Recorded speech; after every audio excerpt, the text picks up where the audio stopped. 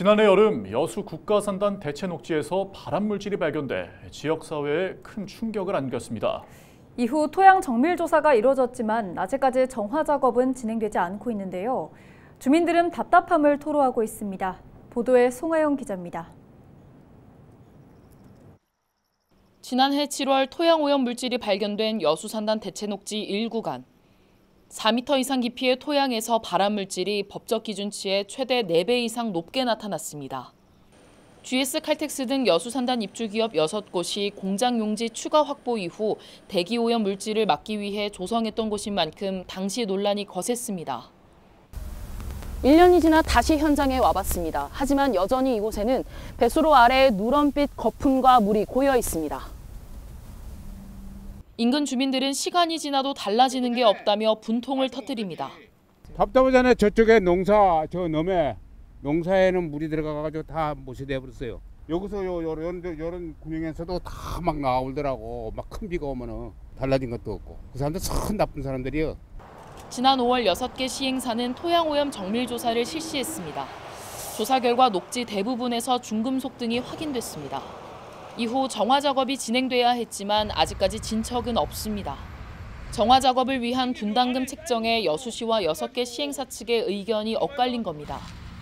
여수시는 녹지를 조성하는 과정에서 오염이 발생했을 가능성이 높아 6개 시행사 측이 비용을 부담해야 한다는 입장입니다. 반면 각 시행사 측은 녹지 기부 체납 이후 3년이 지나 오염이 확인된 만큼 여수시도 책임이 있다는 의견입니다. 이에 여수시는 최근 환경부 토양정화 자문위원회에 분담금 비중을 확정하기 위한 검토를 요청했습니다. 다만 환경부 자문 결과는 이르면 6개월 이내, 늦으면 1년까지 소요될 수도 있습니다. 토사 반출 등 정화 작업도 길게는 2년가량 걸릴 전망입니다. 이렇다 보니 여수 지역 시민사회단체는 여수시가 강력한 행정력을 동원해 최대한 신속히 오염 정화를 마쳐야 한다고 강조했습니다. 침출수가 잘 관리되고 있었냐? 그것도 아니거든요. 침출수는 흘러나와서 하천을 따라서 광양만으로 흘러들고 있었습니다. 그런데 지금 시점에 와서도 다시 환경부의 자문을 받는다거나 또는 기업 간에 합의가 안 된다거나 이런 핑계로 계속 지연한다면 침출수는 그 사이 계속 흘러나올 수밖에 없고 환경은 계속 오염될 수밖에 없다라고 생각합니다.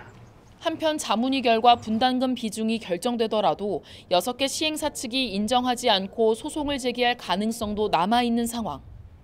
이번 토양오염이 단기간에 해결될 기미를 보이지 않는 가운데 대체녹지가 재기능을 하기까지는 적지 않은 시간이 필요할 것으로 보입니다.